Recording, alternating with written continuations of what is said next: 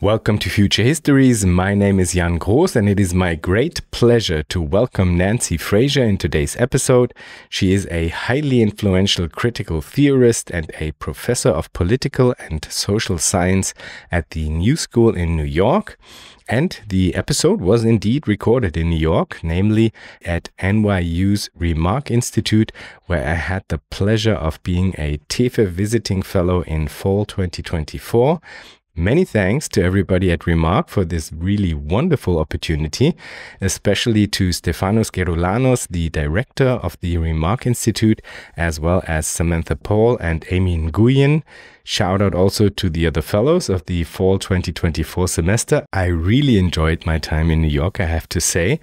Before we start, some quick pointers. First, there's another great episode I recorded during my stay at Remark, and that is episode 23 of season 3 with Andreas Malm on overshooting into climate breakdown. And then second, the Competition and Change special issue, Rethinking Economic Planning, that Christoph Sorg and I edited, is now out in full. Close to all of the papers are open access. I think it's a great special issue, so please go and check it out. You'll find the link in the show notes. And then third and final, Christoph and I also have an edited volume on democratic planning coming out very, very soon. It's titled Creative Construction, Democratic Planning in the 21st Century and Beyond, and is about to be released in early February 2025. I am very much looking forward to this one, I have to say, and will remind you as much as I can of this release. Find the link to the episode with Andreas Malm, the special issue, and our about to be released edited volume in the show notes. But now, enough self-promo. Please enjoy today's episode of Future Histories with Nancy Fraser on alternatives to capitalism.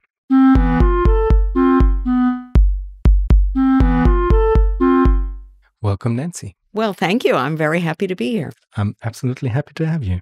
Nancy, I would like to talk to you about the creative construction of alternatives to capitalism, both in practical terms, but also in terms of collective imaginaries. However, since the basis for such a creative construction is a profound critique, I think it would be good to use your critique of capitalism as a starting point. It's a critique that brings into view central elements that will also have to be considered when thinking about alternative construction. For example, questions around social reproduction, ecology, racial and imperial oppression, and democracy. So as a start, could you introduce us to your view of capitalism? Yes, absolutely. And let me say that I appreciate that starting point, because I do believe that a positive, feasible, desirable idea of what comes next has to start with the critique of what is. So I'm completely on board with that starting point. So my view is encapsulated in the title of my last book, Cannibal Capitalism. Capitalism is a social order that licenses very powerful and indeed wealthy, large economic actors, that is multinational corporations, large financial investors and financial institutions. It's a system that licenses them to essentially devour, prey upon, incorporate, suck up wealth from various areas of the social order. It's familiar within Marxist thought that capital, the capitalist class, the corporations, suck value and energy and wealth out of the bodies and energies and creativity of the wage workers they employ. And I think that's right as far as it goes, but that's not all they do. They also suck up wealth and value and energy from nature, from non-human nature, and the system gives them zero obligation to replenish what they take or to repair what they damage. In the same way, they suck up energy and forms of social wealth and creativity from people who perform care work and other activities that contribute to social reproduction, who may not even be paid at all, or if they are, they're paid in a very pittance, small way. So there's a cannibalization of nature. There's a cannibalization of care, as feminists call this work. There's a cannibalization of public power and public goods, because these large financial interests cannot accumulate capital, cannot accumulate surplus value, as Marxists call it, unless they have in place legal systems that guarantee their property rights, that regulate what a proper exchange is, that unless there are police and armies to maintain social order, unless there are public infrastructures that supply the goods that the market cannot supply, the information systems, the communication systems, the transportation systems, everything that we think of as public goods. They need that. And again, they do everything they can to avoid paying for it, to escape taxation, to capture the regulatory agencies that deal with all of that, and so on. So here they are, amassing great wealth and great power by sucking this energy, this value, even from sources of wealth that lie outside the boundaries of the official economy. They are not bounded by that. So that's why I speak of this system as cannibal capitalism. And I should say it's a very perverse system, because it is inherently self-destabilizing. It's very prone to crisis, to not only breakdown in the dramatic sense, but in a chronic, slow, evisceration of all the conditions of good living, or even of living at all. So it's not just that it's a system prone to economic crisis, to the classical form of crisis, bankruptcy chains, stock market crashes, mass unemployment. That does happen from time to time.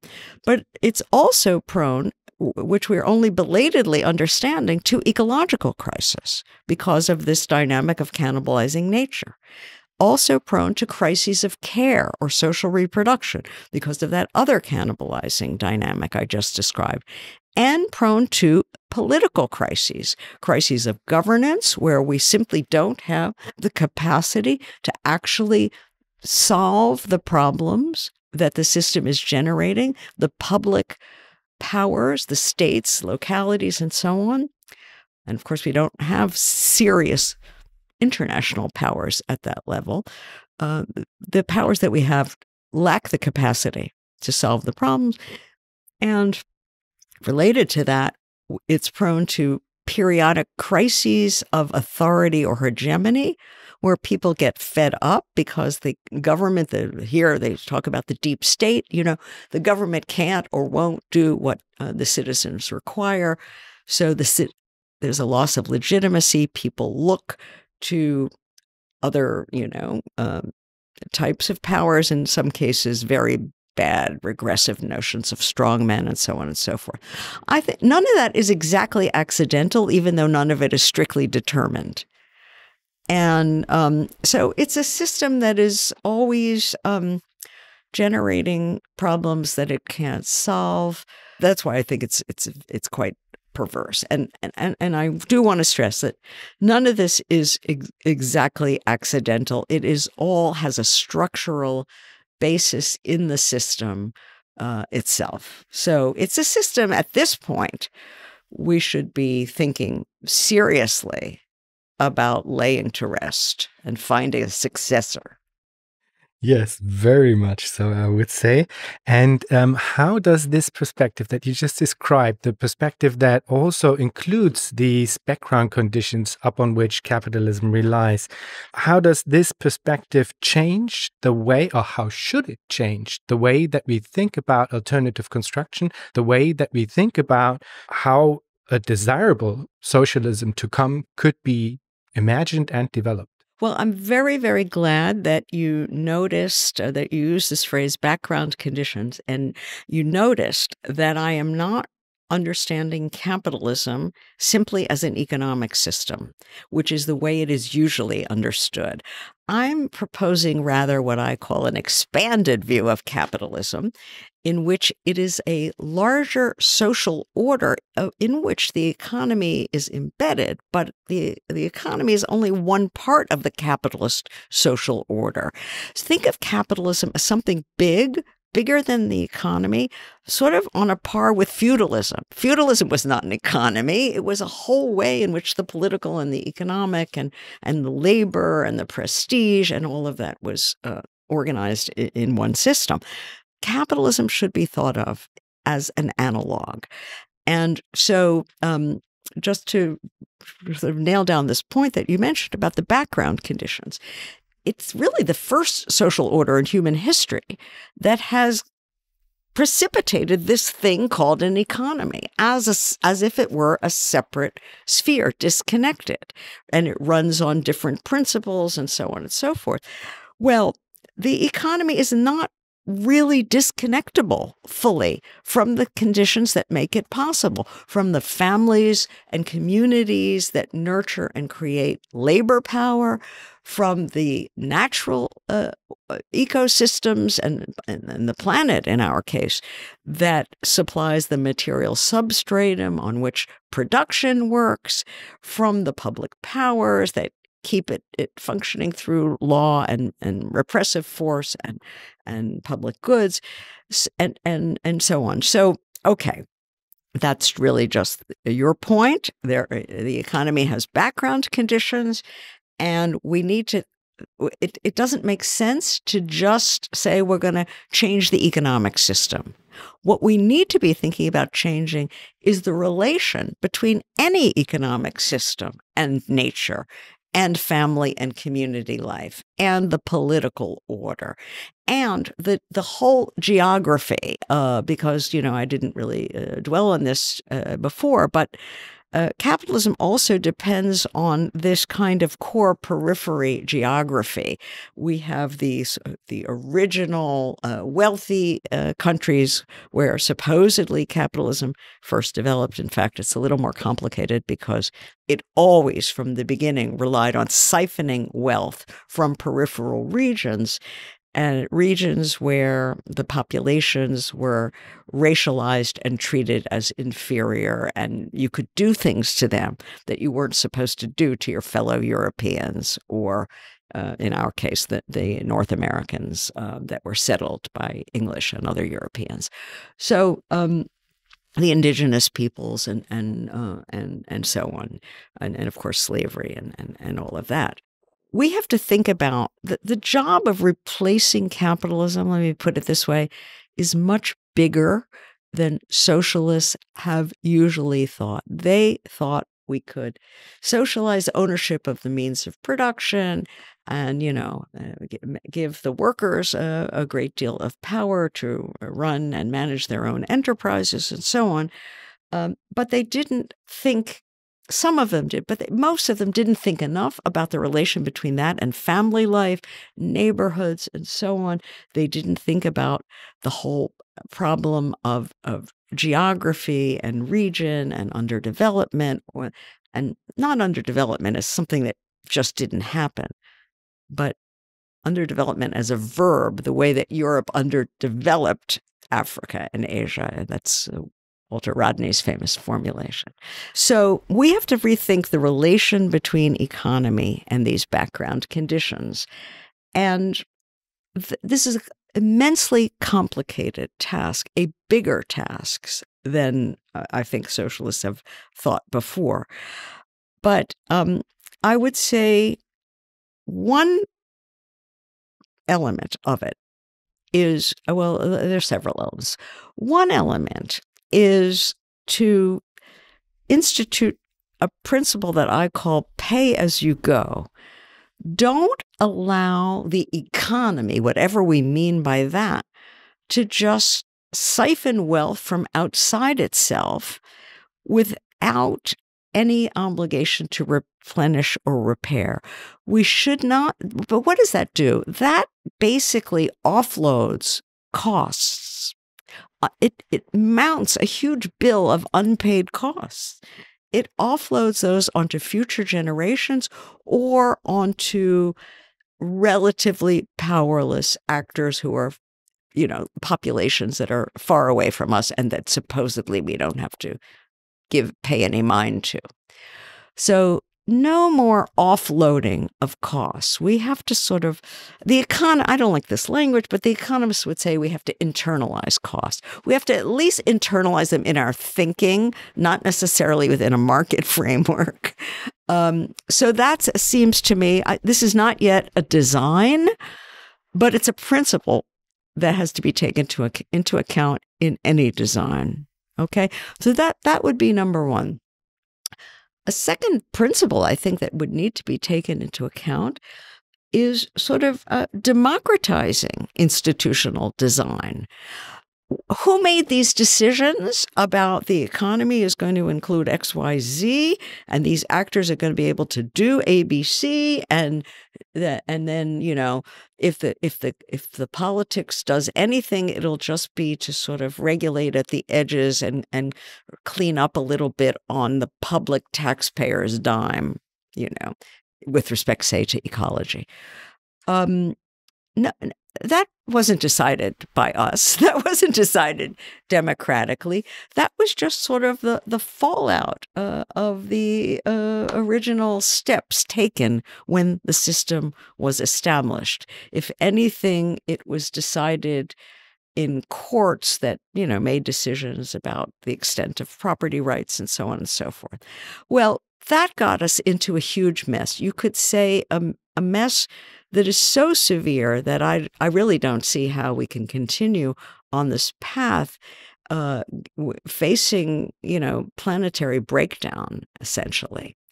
So I would say that I'm thinking here about socialism, and I would still myself use that as the placeholder word for an alternative system.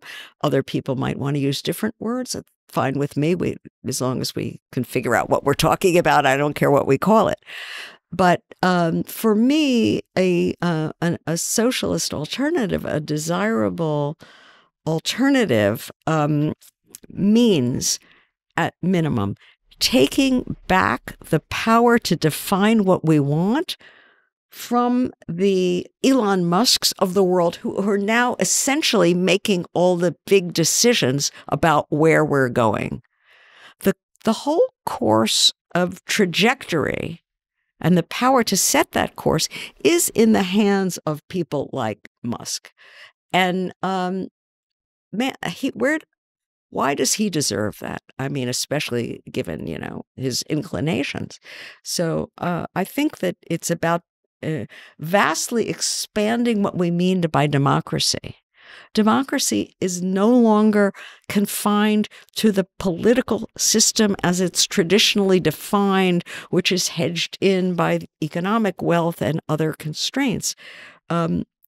It's really about the where the voice and the authority lies that could define what the relation between the democracy and the state is, for example.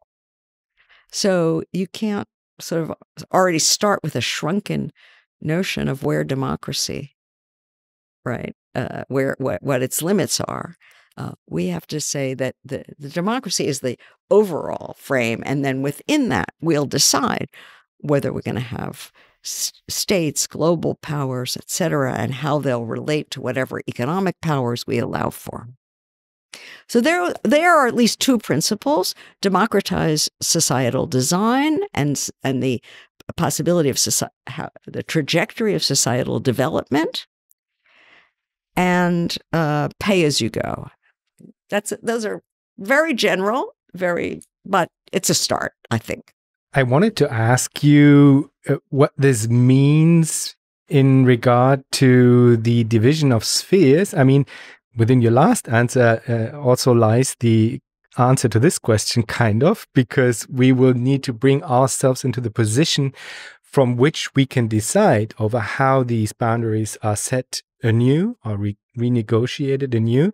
But still, I would be interested in whether or not you have some kind of intuition in terms of how this might play out, because there are multiple layers to this, I would say. On the one hand, there's the question of what counts as socially necessary labor, and we definitely should not reproduce the divisions that we have right now with regard to this question. Then there's the question of social differentiation, which is related but not necessarily the same. And then third, and also closely related, there's the division between the private and the public. And I would be interested in your opinion on how these spheres, these relations and boundaries will have to be renegotiated, and also how they might be mediated differently to the way that we handle it right now. Agreed. Yeah, it's a very deep and important, and I have to say, difficult question. So I'm going to start with the societal differentiation piece, your second point. Here, I mean, what the question here is sort of, is there some philosophically correct way of designing a society so that the personal and kin and familial sphere is not collapsed into the sphere of production, let's say. The sphere of care is separated from the sphere of work, right? Family from factory, however you want to name these things, so that the political sphere, this would be like Hannah Arendt, as a sphere of action, is separated from the sphere of labor and making, labor, work, action, those kinds of things. And what I want to say about that is that, there are two ways to look at this issue. One is to say that caring and personal interaction has its own logic. We could use Habermasian language, life-worldly logic, whereas producing, exchanging, even governing has another logic, the system logic, the political logic, the economic logic, the familial logic. And if you believe that there are these different logics inherent in social action itself, then you might say, well, that then a society that differentiates family institutions from state institutions, from economic institutions, such a society is getting it right. It's carving reality at the joints, as someone like Richard Rorty would say. And then Western modernity does it. Okay, it may not do it perfectly, but it's the form that begins to carve reality at the joints. I'm skeptical of this way of thinking. I can't give you a knockdown argument against it, but I would prefer a more historicist idea, and would say, well, that's the way the victors of world history to this point have done it. But let's look at the costs of that. So I want to be open to forms of, let's say, social imagination, utopian imagination, when we're talking about alternatives that are, more loose and playing around with these forms of societal differentiation. I want to say one more specific thing about the economic part of it. Our system, the capitalist system, the capitalist social order, just to be a little more specific, it basically allows the profit makers, the capitalists, to appropriate as their private wealth or private property, the surplus that is generated through this system.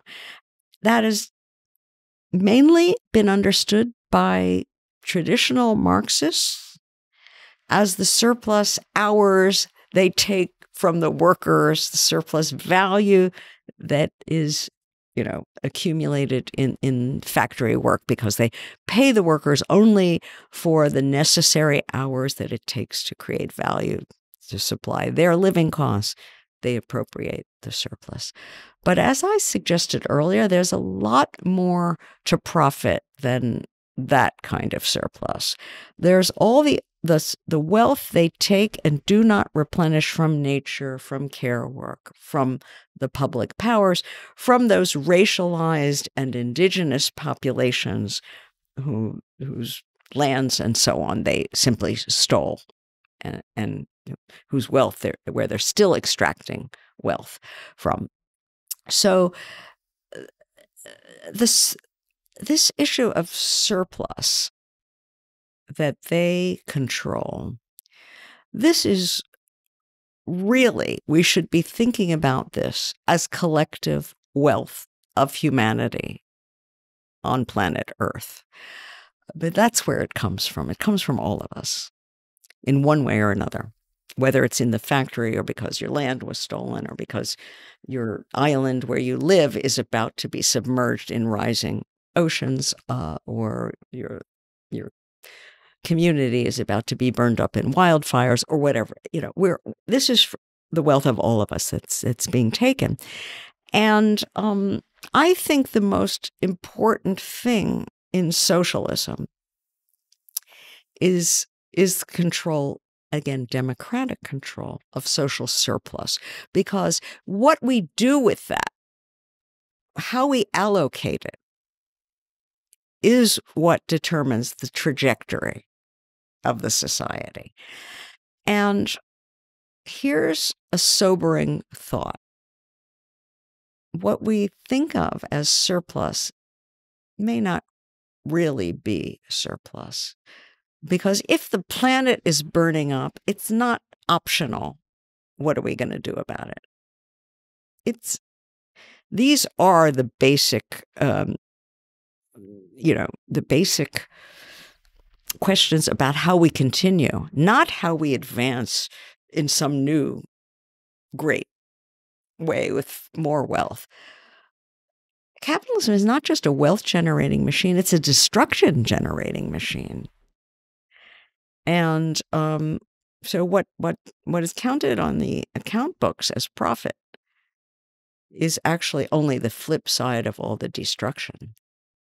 And if you netted it out, it wouldn't count as surplus at all, actually. Anyway, what I'm really trying to get at, I'm really trying to get back to the question of differentiation, whether it makes sense to think of an economy as fully disconnected from everything else. My intuition, you ask about intuition. My intuition is that a desirable post-capitalist alternative, you can call it socialist or not, that kind of alternative will have to open up what we think of as economic activity and economic decision-making to considerations that are not today thought of as economic, to ecological considerations, to social reproductive considerations, to political considerations. I doubt that such an alternative will have anything like a self-regulating economy in any sense. And so I think that aspect of societal differentiation will be much reduced. I'm not saying that it has to be completely collapsed, but much reduced. But on the other hand, what do we think about like communal living, where residency and workplace and socializing is less separate than now? why not? Let those people who want to try something like that do it. But other people may want to live in more conventional households and leave their place of living. They may want to be in a city where things are a little more anonymous, let's say. I think that my inclination would be to let 100 flowers bloom, as we used to say in the hippie circles of the New Left. There's room for a lot of experimentation. But in order to allow that to really flourish, certain things have to be ruled out. A carbon-based economy that is spewing greenhouse gases into the atmosphere and toxic waste into the rivers and so on. No, you can't have a lot of flowers blooming with that going on.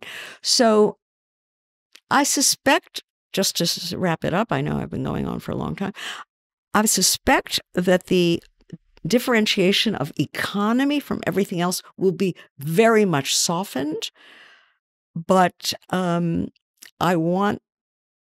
don't have any firm intuitions about other kinds of differentiation. I think that there could be room for different lifestyles, so to speak. Yeah. And I mean, also, I guess, whether or not there will be a sphere called the economy, which is thought of as somewhat different from other spheres, also relates to the question of how a mediation between these spheres might come about, because I guess it's also a little bit risky to just point towards the need to internalize certain quote unquote costs, because if it's done through the lens of economist perspective, then you will also include certain types of formatting which are actually kind of probably also destructive in a certain way and allow to reproduce a certain logic, which is not really helping the thing that you actually want to bring about, which is a different form of relating towards nature's quote unquote free gift or cheap gifts and the reproductive sphere and so on. So the question of separation of spheres is neatly tied to this question of mediation, I guess. Very good point. Extremely important point. And I would say that the dominant mediation today is the market. And that is highly problematic. Now, I want to be clear about this. On this point, I'm a Polanyian. I think that there are many, many societies, if not all, have had markets of one kind or another. And markets per se are not the issue, but it's the way markets operate and the kinds of markets that operate in capitalism that are problematic as a mode of mediation. And not only mediation, because markets play a big role in what I have called the allocative function, that is, of where we put our main resources in society, where we direct our labor power, where we direct our so-called natural resources, our intellectual resources, our scientific resources, our technological resources, all of that.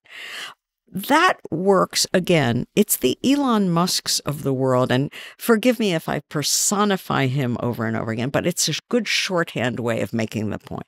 It's the Elon Musks of the world who decide where we direct our resources, basically, because the amount of wealth that they control is absolutely overwhelming of any attempt to set a different course.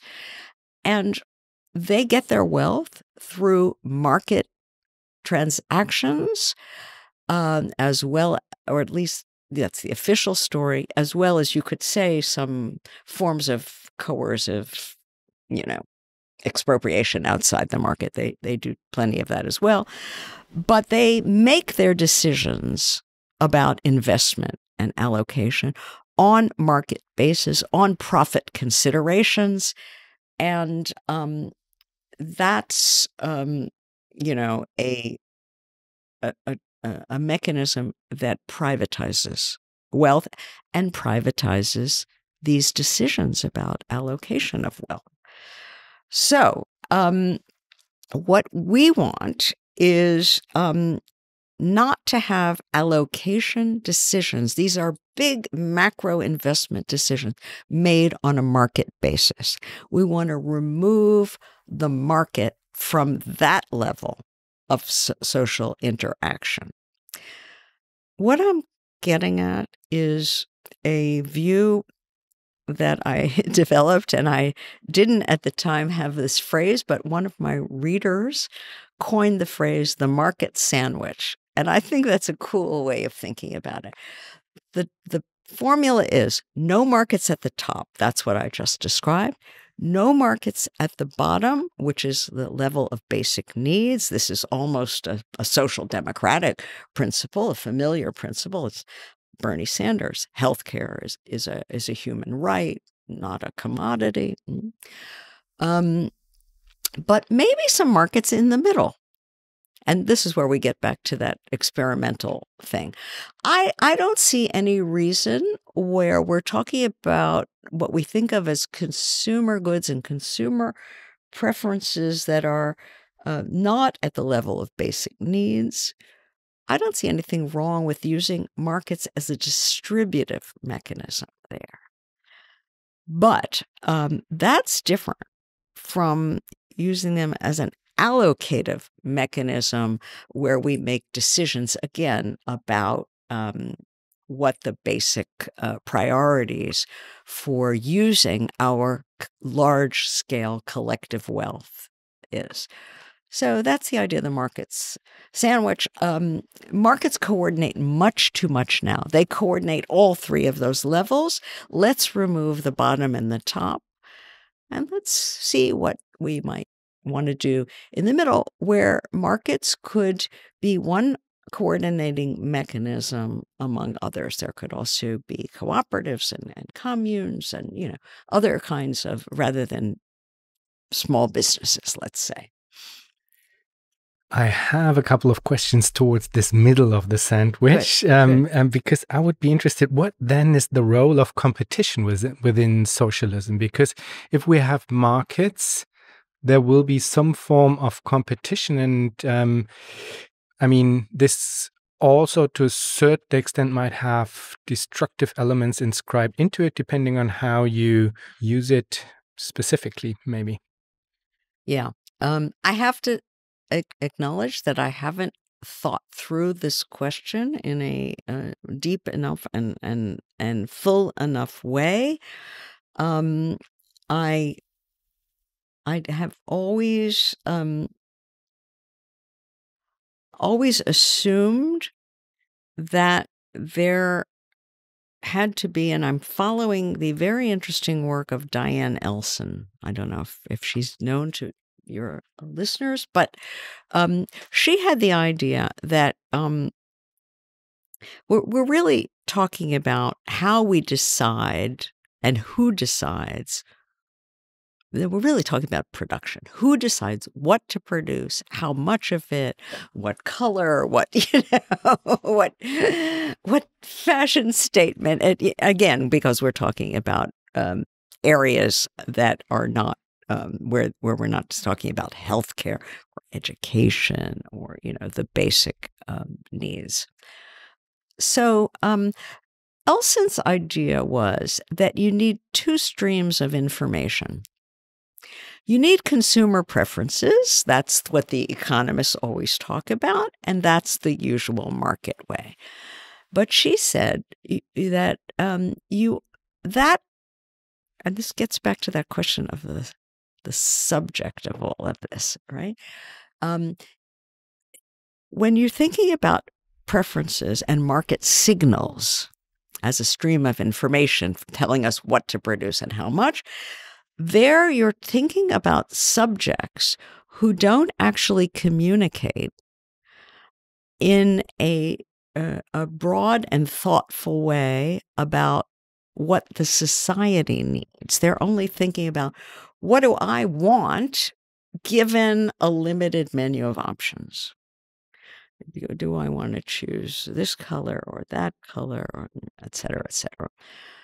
Now, the alternative to markets has always been planning in the socialist tradition. And there you need a different kind of information. Planners might need to know what consumers prefer in that very limited way, but they also need information about how subjects of a society who are not just consumers, but also people who have children and care about the future.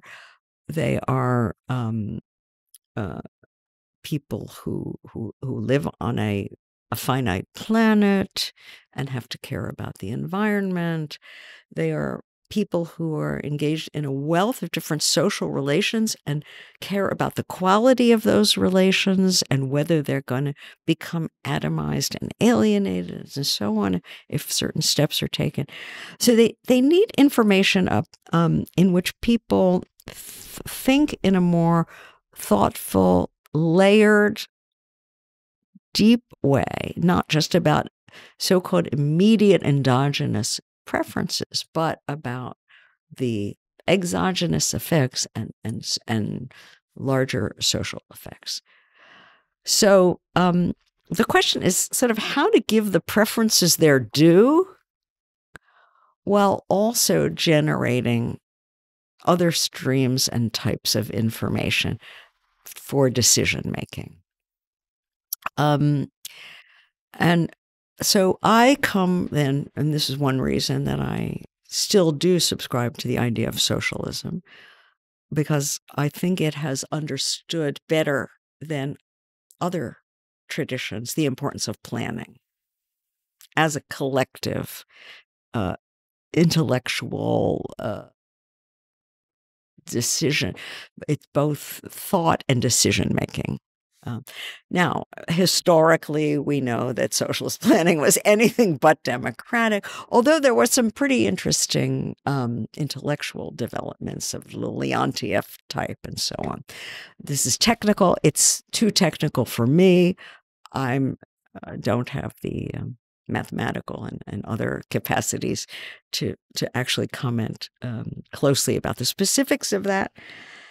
But I think we need forms of democratic planning along with whatever market signals we are allowing and whatever and to get a sense of where those consumer preferences, what validity they have, and what the limits of operating on that basis are, and this idea of combining planning and market signals. This is Diane Elson, is extremely interesting and important.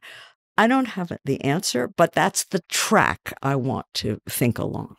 And it will then include a form of, or might include a form of competition between the socialist enterprises in the middle of this sandwich in order to have some, I don't know, optimizing effect, or? Well, possibly. I mean, I am rather too aware of the problems with, say, the Yugoslav model of, worker-owned enterprises that compete. That's not good enough for us, certainly not with a planet teetering on the brink of full ecological collapse. I think there's going to have to be a more robust level of planning for us.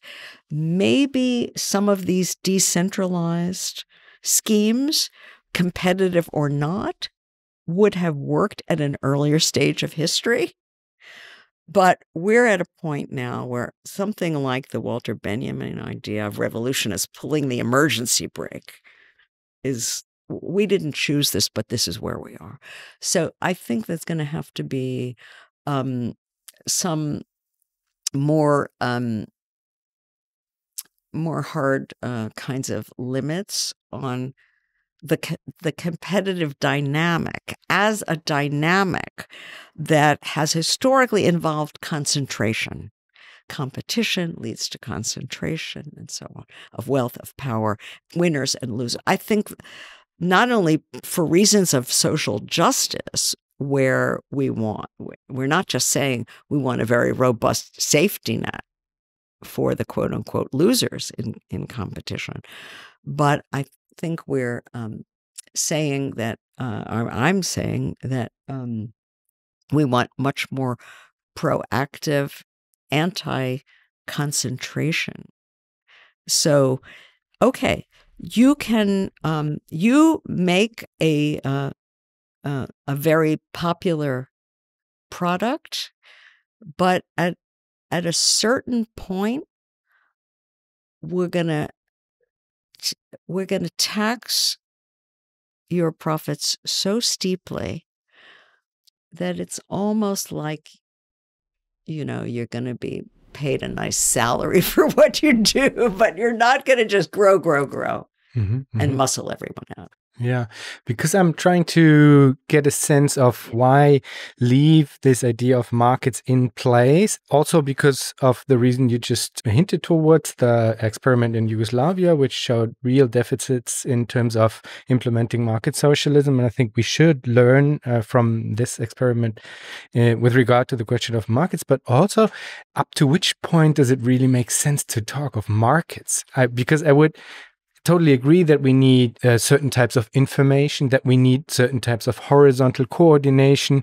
But if there isn't any type of real profit that these enterprises are allowed to make, if we argue that the social surplus should be decided over collectively, like how, where's the limit to this idea of markets, and how far can it be stretched in order to still make sense to be talking about markets? That was like one question I had, I guess. Right. I think for me, the idea is sort of small business now. How small is the question? Okay, and what does that mean? I mean, let me just give you a personal anecdote. Before the German unification, when in the days of the DDR, I had to go into East Berlin to Lichtenberg train station to get a connection on a trip I was making. And I had planned, because of the timing, I had a couple of hours in the evening, I had planned, well, I'll just find a nice restaurant and have dinner. I arrive and there's literally nothing. There's like a terrible snack bar in the station, but I'm walking around these dark streets looking for a restaurant or a cafe, and there's literally nothing. And I thought, oh my God, now I really understand why these regime is bleeding support and why people look to the West. And look, it's that longing was full of delusion and illusion about the West, for sure. But I thought, you need for people to be able to have local spaces that someone gets an idea. We're going to serve this kind of food. We're going to have this kind of decor. It's not all going to be one top-down thing. So and they put their heart and soul into dreaming up their restaurant, say, or whatever it is, and of course they need to have some profit from it and some incentive. So this is the kind of thing I'm thinking about. I want the middle to be a place where individuals with passions and ideas can think, here's something that my neighbors might want to spend their money on, and to sit down and have a nice experience and a good meal. So I mean, I think that there can be caps on the size of these things, on when you get beyond a certain number of employees or a certain amount of revenue, that various things kick in, various controls that could, I appreciate, that could be considered a downer for some people. How you do it, I don't know. But this is what I'm trying to allow for. Right. A place where, and it doesn't just have to be an individually owned small business.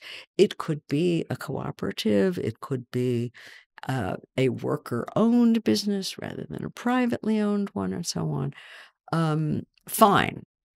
But let's allow for this level of creativity. We certainly don't want the kind of command economy. We know where that goes.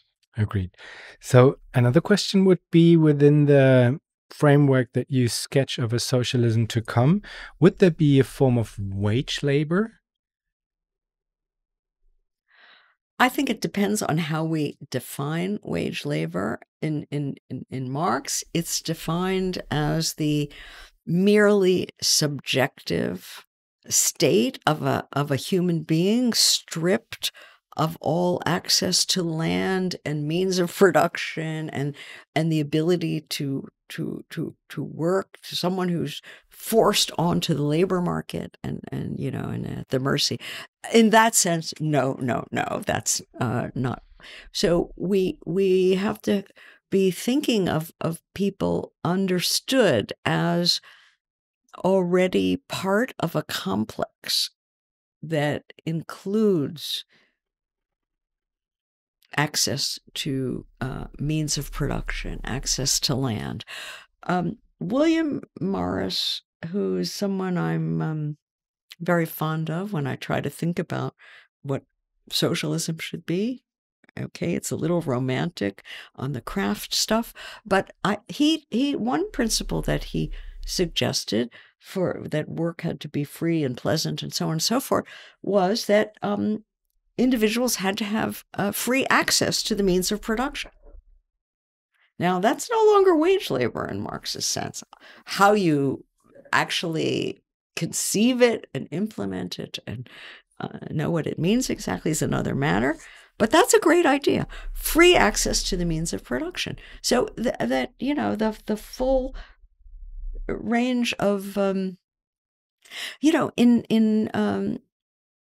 the Soviet sphere, I think in Hungary especially, there was a period in which workers in state enterprises had, I think, the actual right. I don't think it was just clandestine. I think they had the actual right to use the equipment on their free time to do their own thing.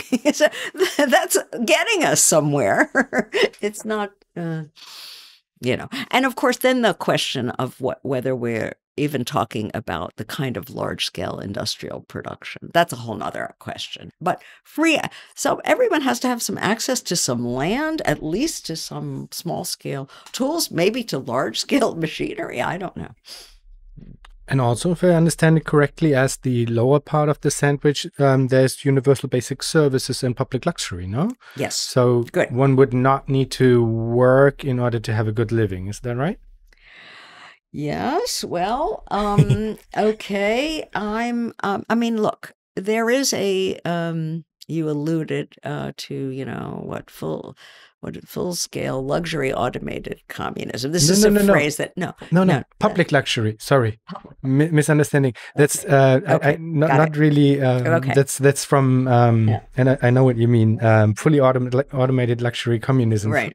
And now I'm alluding to public luxury. Yes. That's from George Monbiot. Okay. And it actually means that in order for us to not indulge in a form of consumption where everybody individually needs to have luxury, which is ecologically insane, we should instead have forms of public luxury, which allow us access, all of us collectively access to collective forms of public luxury. Exactly. And therefore parks and so on and so forth. Absolutely, of course. Pools and everything, Of course.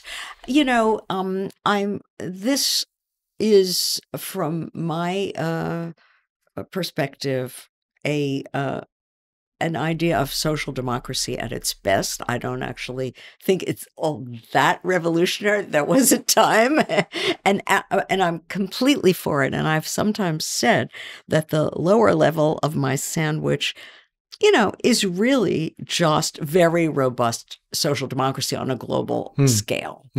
I'm pretty radical, you could say. Maybe it's a reflection of my being from the U.S. I would absolutely outlaw private education. It drives me crazy what private education is like in this country. It is private luxury that condemns the public sector to absolute impoverishment.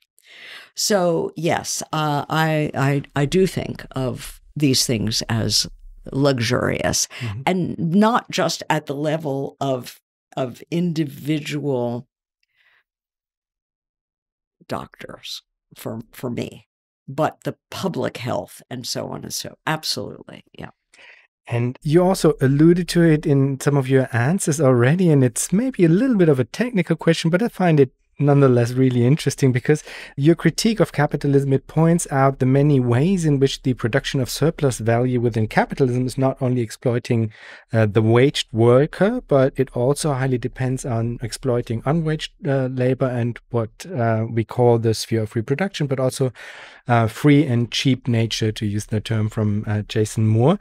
But what does this analysis, in a very literal sense, mean for socialist accounting?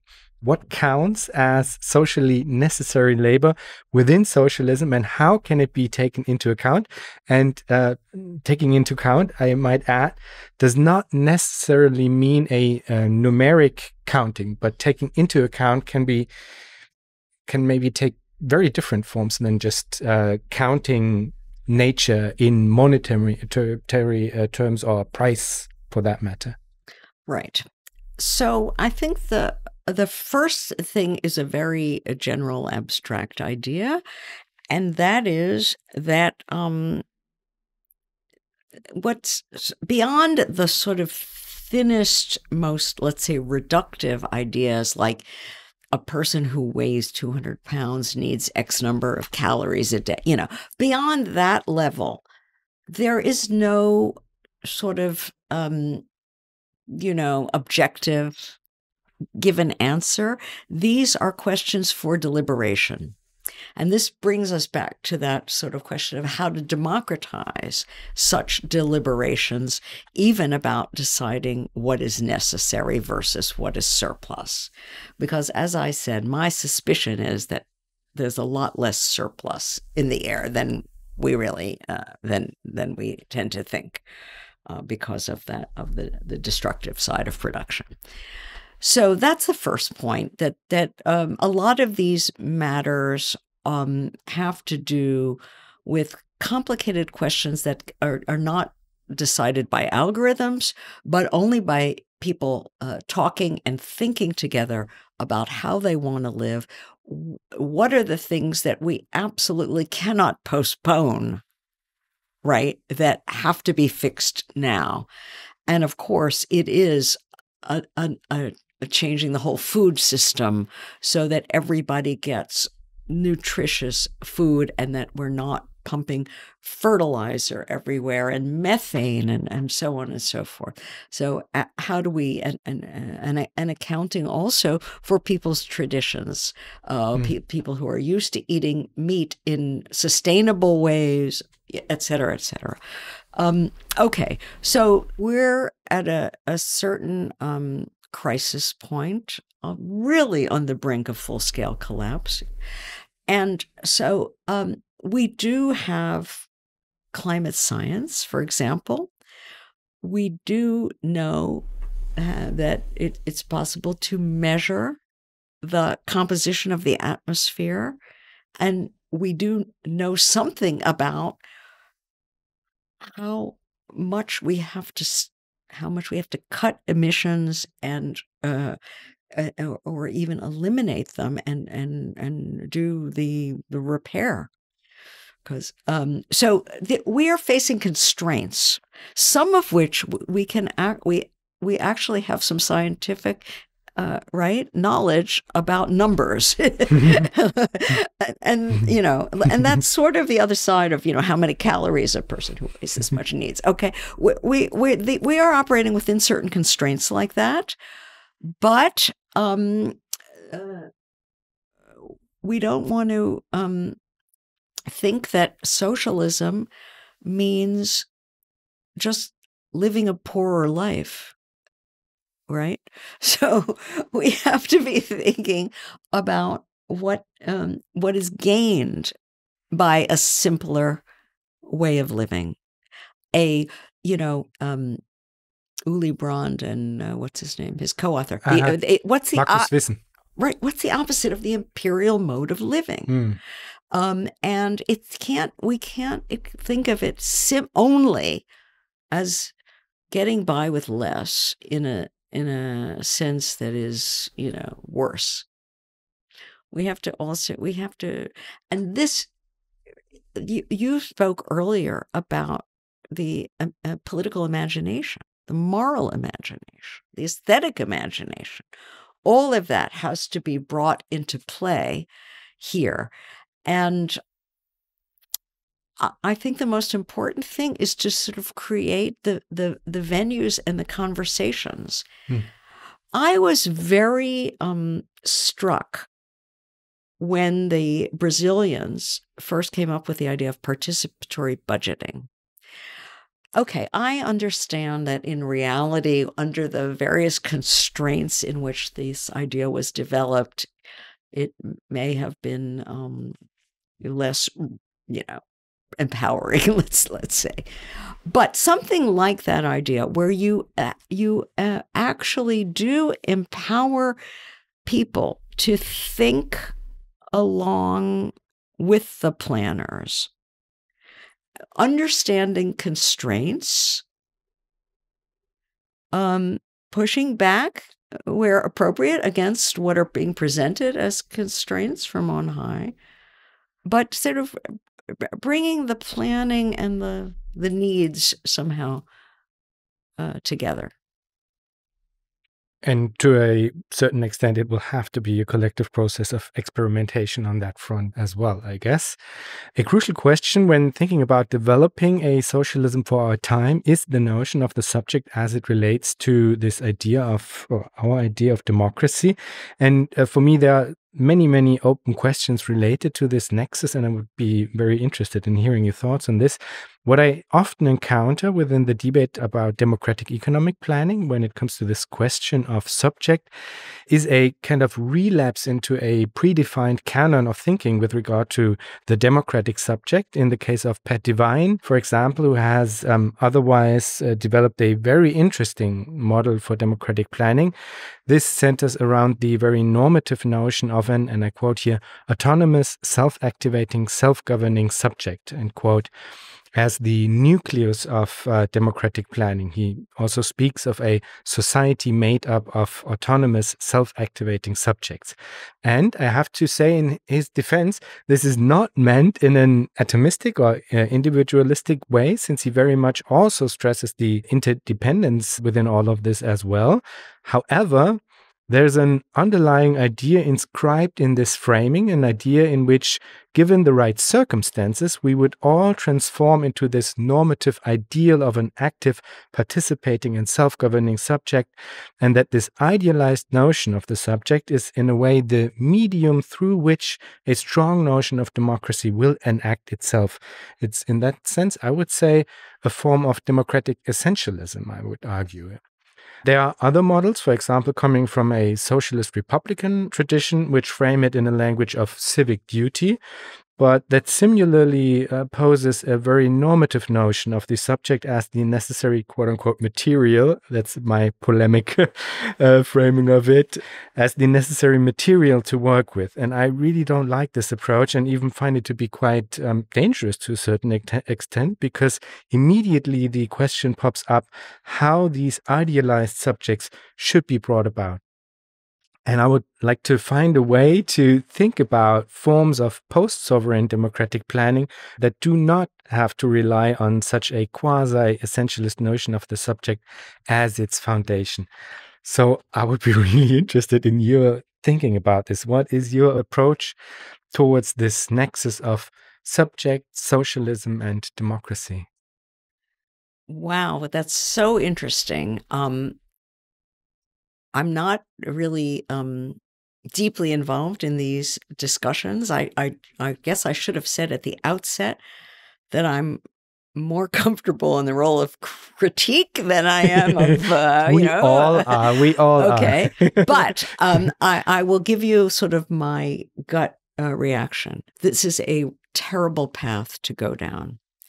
We are not thinking about what kind of people or subjects we need in order to have socialism.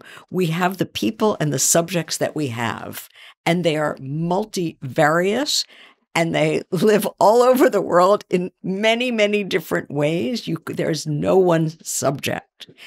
And this is the material we have to work with. We shouldn't be thinking about who the ideal subject of socialism is. We should be thinking of how we can get people together now to pull the emergency brake and so on and so forth. I mean, I can't even understand why this question arises in this form. I'm a Gramscian, so I immediately default, when you raise the question of the subject, to the question of counter-hegemony. How can we woo various elements of a historic bloc that could institute some of these changes? Of course, they're not going to be ideal. Of course, they're not going to be the same. And I mean, what I'm saying is that lots of people around the globe are in motion and are suffering and are trying, if they're not fully wiped out and demoralized and defeated, are trying to find a way to live a better life, to make some change, or at least even to just cope. They have many different priorities. For some people, as I said before, their very place where they live their whole life is about to be, washed into the ocean. Ecological climate change is their number one issue, or at least the aspect of climate change that they're experiencing. For other people, the primary question is, how do I keep my son from being shot down by a policeman when he goes out into the street? How do I keep my kids safe when I don't have anyone to look after them when I'm running from one gig job to another? People have very different priorities. They are preoccupied with different questions. They are, I don't know how autonomous or self-activating they are. They're in situations and they have energy and creativity, but they're very, constrained too by their situation. So for me, the question is it possible to connect the dots so that these people come to think of themselves as suffering, not because Mexican rapists are coming over the border or because trans women are playing girls' sports or, whatever craziness people are telling them is how can we instead convey that the dots are connected through this horrible, perverse, cannibal capitalism we're living in. And we should be thinking about, what we do to replace that. And not in the sense of, defer your immediate concerns until we build a whole new social system, but how to make some improvements now that are on a path to a more radical system change.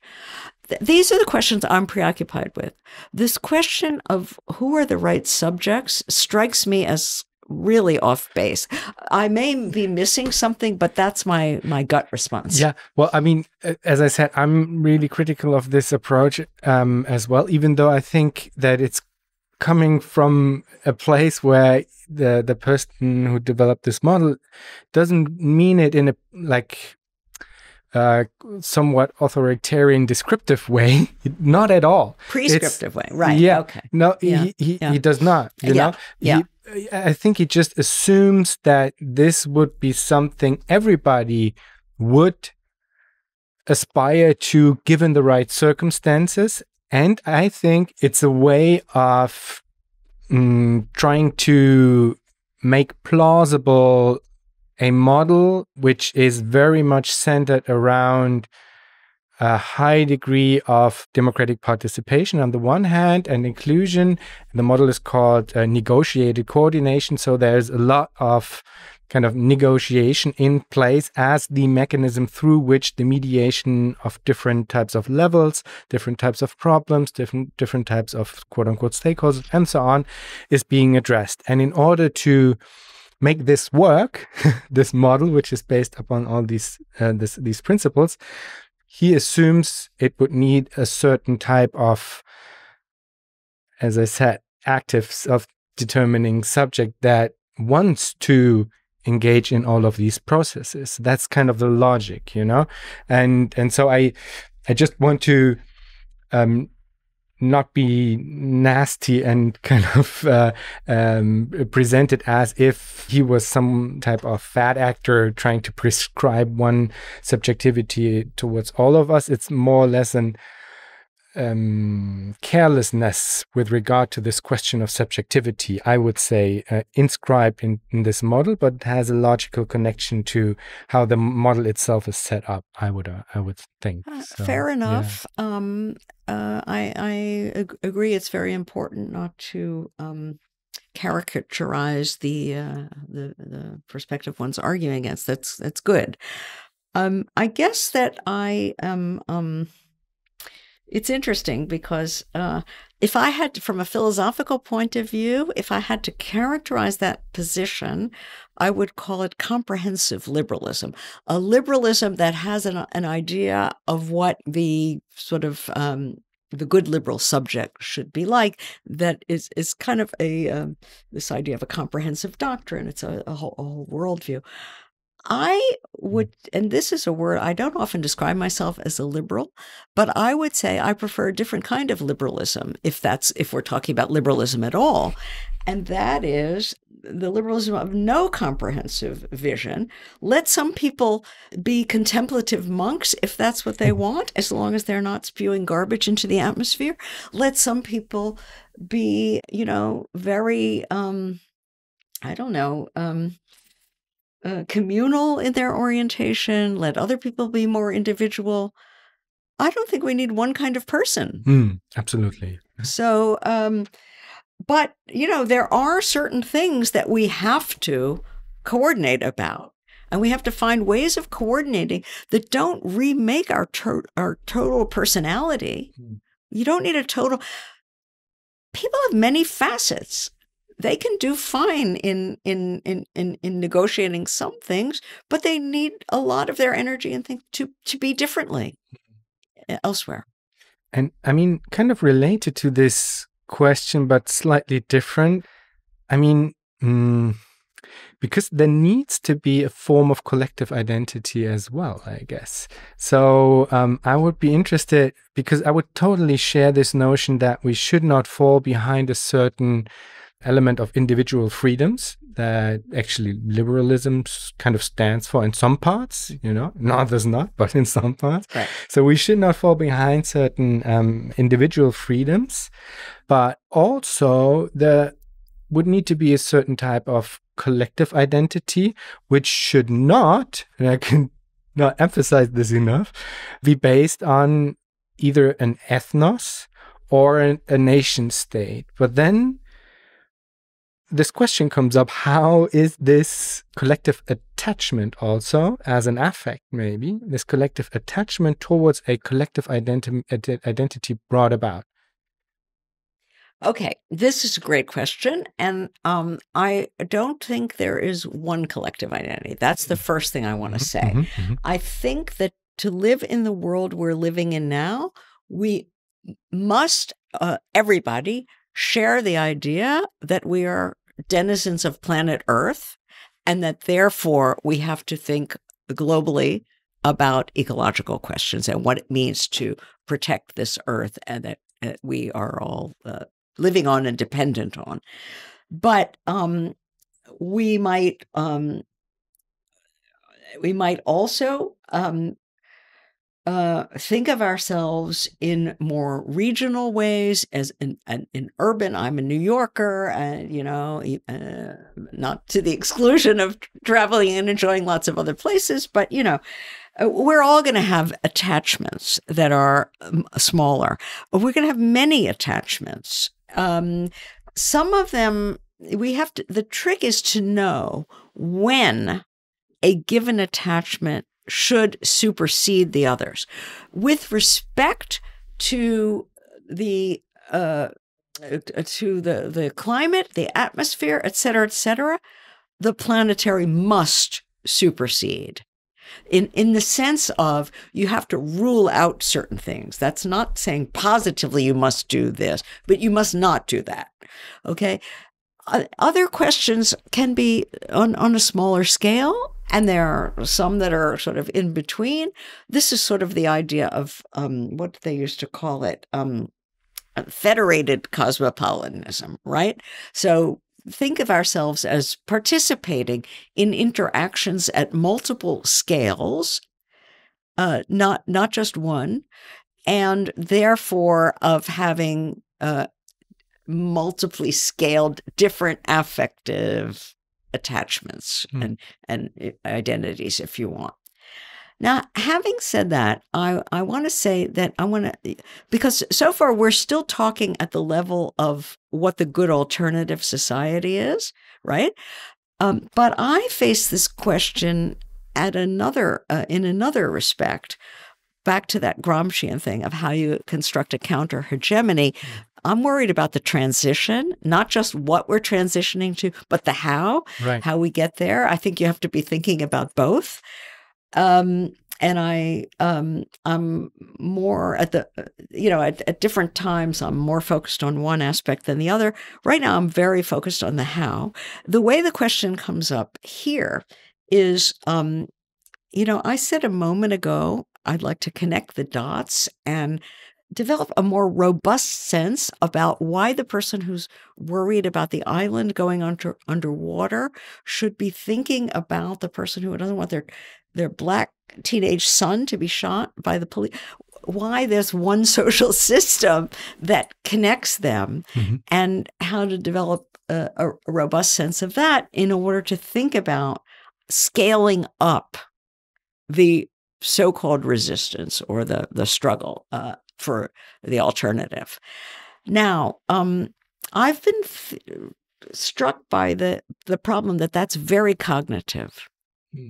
That you have to understand the dots in the system and so on. And you say, now I see you're my real ally and that guy isn't, and so on. So I've been thinking about this question of collective identity as a more affective glue. And what I'm playing around with now is the idea of an expanded working class. Because, we talked about those that they directly extract surplus value from in the factories, but also about those who are expropriated and those who are domesticated into care work of various kinds, not just the exploited, but the expropriated and the domesticated. I got this idea actually from W.E.B. Du Bois, whose great book, Black Reconstruction, 1935, reinterpreted the whole Civil War Reconstruction era of U.S. history by saying that the U.S. actually had two labor movements. It had the trade union and socialist movements of free workers, white workers, and then it had the abolitionist movement of enslaved Black labor. But these two movements didn't recognize each other. And the whole history of the United States and maybe of global capitalism more broadly would have been different if they had managed to. So I started thinking, but aren't there really three labor movements? Isn't feminism an unrecognized labor movement because it a lot of feminism, not all, I don't want to be reductive, but a lot of gender dominance and subordination has to do with this division between productive and reproductive, production and reproduction. And a lot of feminist issues are about reproductive work, including abortion access and even things that you don't right off the top think of as work can be illuminated through that lens. So I started thinking, what if there are really 3 labor movements, and could we develop the notion of the expanded heterogeneous working class? Because also we have such a narrow view of what work is, basically.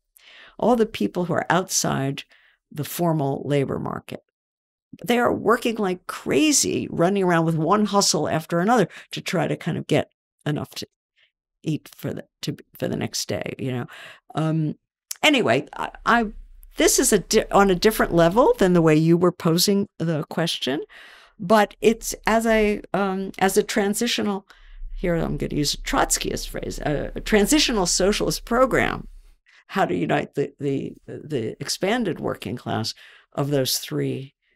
So the racialized workers, the feminized care workers, and the dwindling factory and professional managerial workers. Yeah. So this might be a carrier for a form of effective glue, so to speak? In the transition. In the transition? Absolutely. And maybe later, because again, you might want to say, I don't like emphasizing obligation exactly, but you might say, like Marx, from each according to his abilities, to each according to his needs. You could take this as a socialist principle, if you like, of distribution and of contribution. Okay, but contributions take so many forms.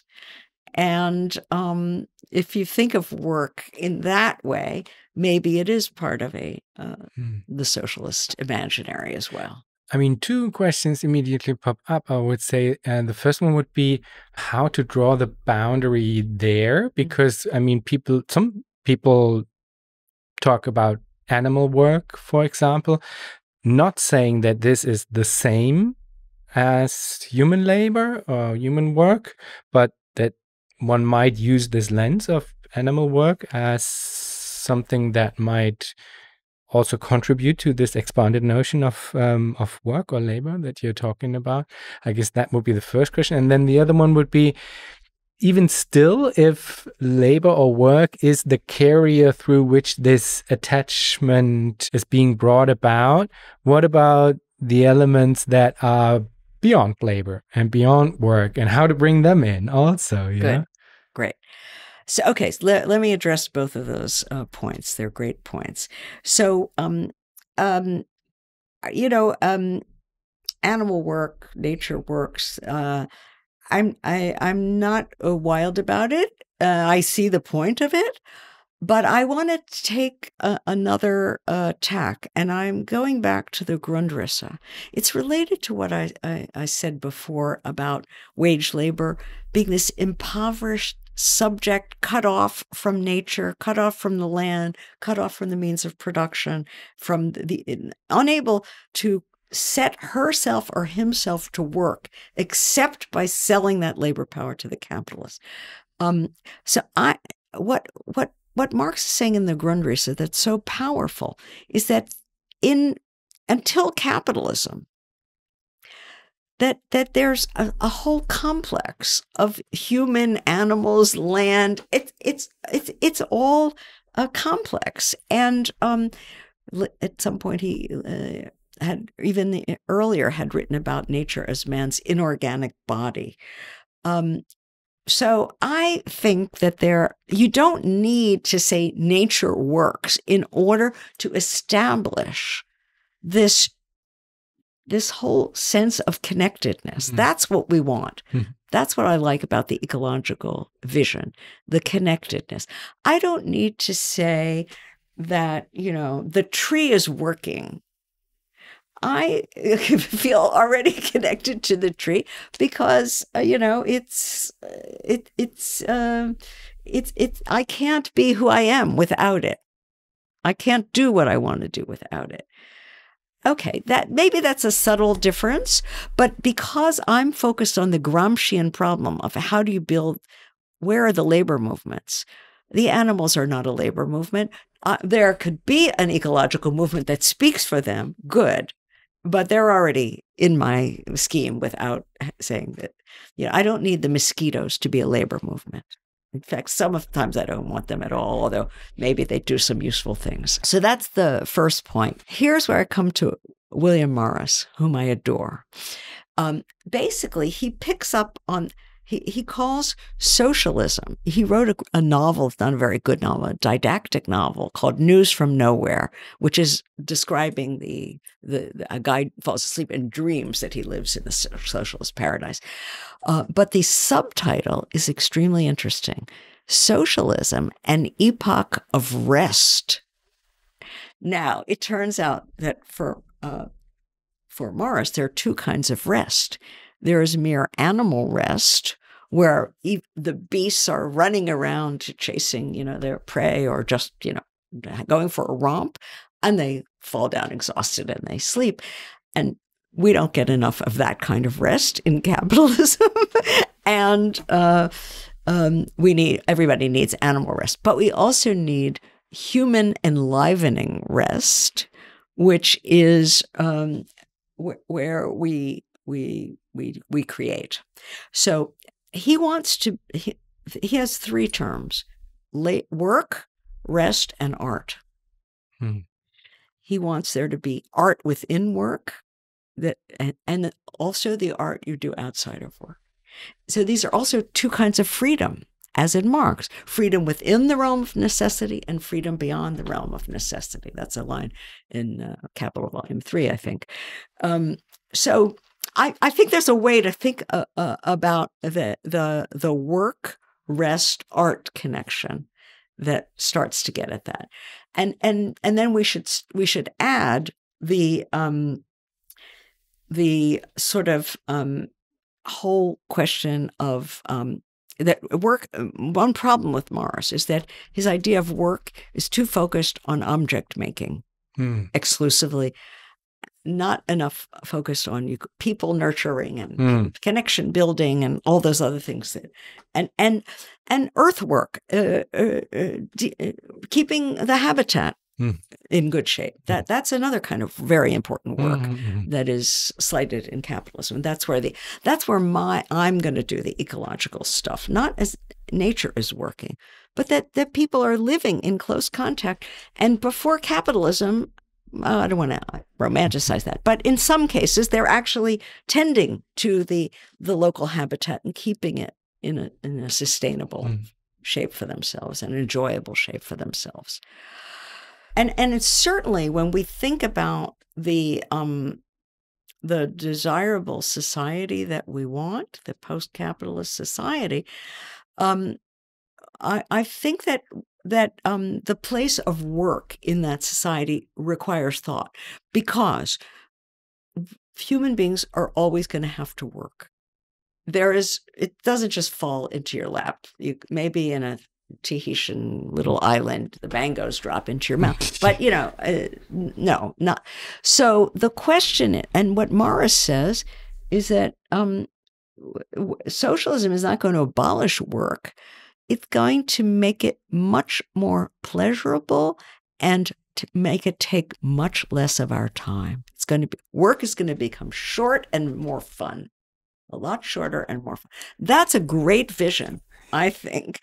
And then you have to be careful about how you organize the work so that you can make it both free, pleasurable, creative, and fun, and short.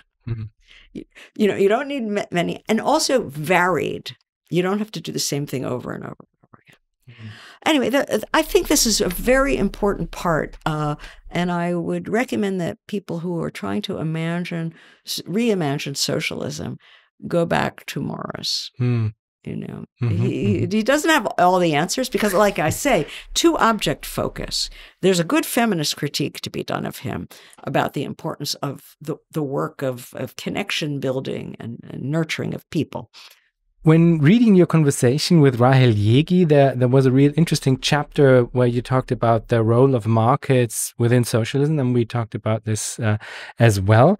And you point towards these different aspects that markets can fulfill, like questions of distribution, but others that it should not fulfill, questions of allocation, this sandwich perspective you also described. But I was a little bit surprised that there was no mentioning of the market as a site of veridiction and production of truth within neoliberal governmentality. And I believe this to be a very crucial aspect within market ideology, actually, and therefore also an important question to consider when thinking about the construction of alternatives. And I'm asking myself, not only with regard to your proposal that you just sketched, but more generally, I'm asking myself, do the proposed alternatives succeed in providing alternative rationales of government on this level of abstraction? So what are the alternatives to the market as a site of veridiction? And within the planning debate, this question is not really properly asked, I would say, because it is assumed that the answer is simply, we will do it democratically.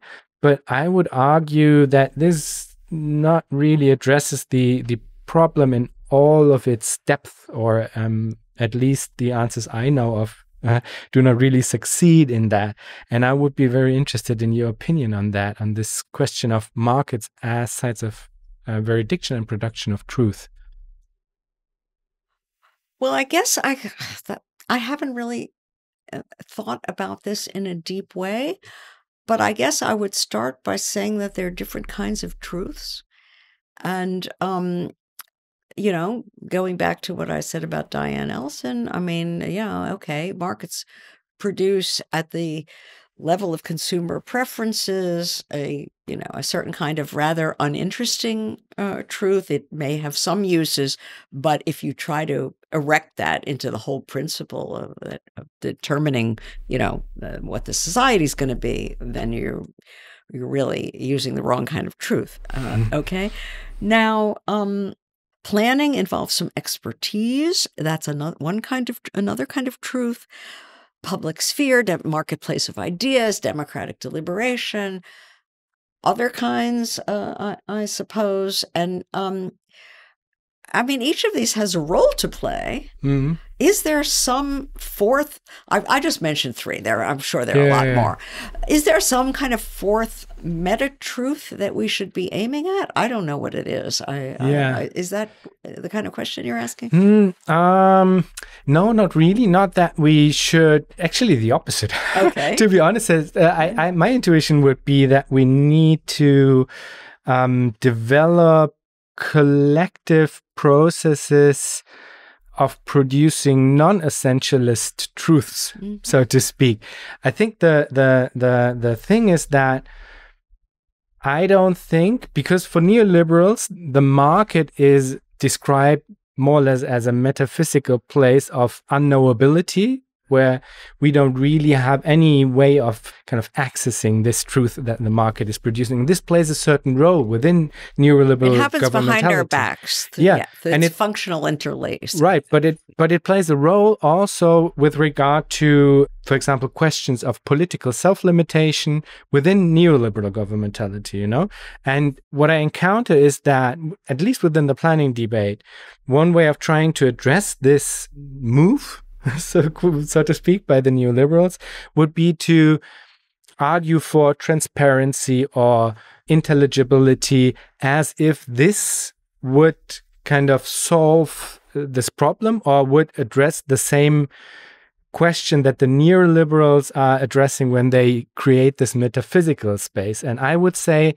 that this is not the same, that this is not really operating at the same level, because we cannot argue for kind of a positivist notion of we will just have to make everything visible and then things will be clear in terms of how to manage all of this.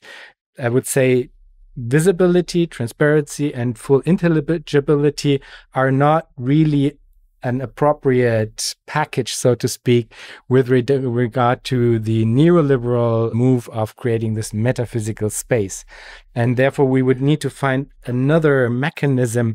And I would argue it would need to be a non-essentialist mechanism of producing a collective truth, a democratically brought about collective truth, but that does not seek a foundation, neither within technocracy or the individual subject or anything as such. But I'm kind of still trying to figure out what these collective mechanisms of production of non-essentialist truth could be. And it sounds kind of weird and complicated. I'm not sure if it's understandable even. Extremely interesting. And I guess that I completely agree that the two poles you've juxtaposed in opposition, you're calling the market as the metaphysical space. What that says to me is it's procedural. That as long as people are freely exchanging and so on, then whatever the results are is rational, is good. That's the pure version. So isn't it Mandeville? Private vice equals public virtue, right? The 18th century British moral philosopher of the market. So it's unintelligible from the standpoint of any individual, but the outcome is intended by no one, right, but it has a certain legitimacy or rationale. Right. That's how I don't know if that's what you meant, but that's how I understand that. And then you're claiming that the default position that many people come to when they try to oppose that is the idea of, okay, no, we're going to construct or discover the God's eye view that it anticipates all the outcomes and so on, right? This is exactly what Hayek is arguing against. I mean, this is right. So he's pretty good in making that argument. Actually, he's pretty convincing. So, what is the alternative? Is there a third alternative? This is how I understand your question. Right, exactly. And I think it's some kind of Deweyan pragmatism. And that is non-essentialist. I don't know if you may have had a more post-structuralist kind of trendy thing going, but to me, Dewey was already there. His idea of social inquiry is, first of all, it's a situated thing, and it has to do with the experience of a blockage. You are engaged in projects and actions and so on, and you hit a wall. Something's not working. That is the situation that precipitates inquiry. Inquiry is the response to blockage in a situation, and it's about figuring out what happened, what went wrong, and how to unblock so that you can continue action, get out of inquiry into action. So this is, I think, a very non-essentialist idea. It doesn't depend on a God's eye view, far from it. And it roots thinking in problem solving in a real experienced problem. I like this idea. Can it be something that lends itself to be like it being institutionalized? I mean, look, Dewey's kind of unreadable. He's one of the worst writers. So I actually haven't read that much Dewey because I can't tolerate him. He's so boring. But he did try to write about democracy and so on from this perspective. But I always loved this idea of inquiry, and I think it relates very much to a stance that I would recommend for critical theorizing. And the other thing about that's good about this is that it it has sort of to do with the idea of reflexivity. You even get some of this in Habermas, who was influenced by Dewey. This is the better part of Habermas. Not all of Habermas is that useful to me at this point, although I did grapple with it intensely when I was much younger. But, the idea, when Habermas talks about the shift to discourse, it's all about sort of stepping back and saying, because you encounter a problem, and becoming self-reflexive about, what was the situation I was in? How did it? Anyway, reflexivity. And it's not, you can't have total reflexivity and always reflexivity 24/7. Reflexivity is the response to the blockage and then you immerse yourself again once you unblock. I think that's the Deweyan idea. Very interesting. I have to look it up and figure it out. I also had to think about the Zapatista's phrase of making the path while walking. I mean, that doesn't have the blockage in it, but also the reflexivity and continuous kind of That's good. That's good. And that's like Neurath. Repairing the boat while you're at sea. You don't take it all apart. You just plank by plank. Wow, this has been really wonderful. There's a last question that I ask all of my guests, and it is, if you think about the future, what makes you joyful? Oh my goodness. I don't know. I have a lot of joy in my life, I have to say. So just more of it. I don't know. It's not like I have some specific experience or state that I'm aiming at, but at a very personal level, I just want to grow older and be healthy and keep doing what I can as long as I can. Wonderful. What I do. Yeah. I don't know. Nancy, thank you so much. This has been absolutely great. It's been my pleasure. It was a great, stimulating experience. Great questions. Love talking to you. Thank you so much.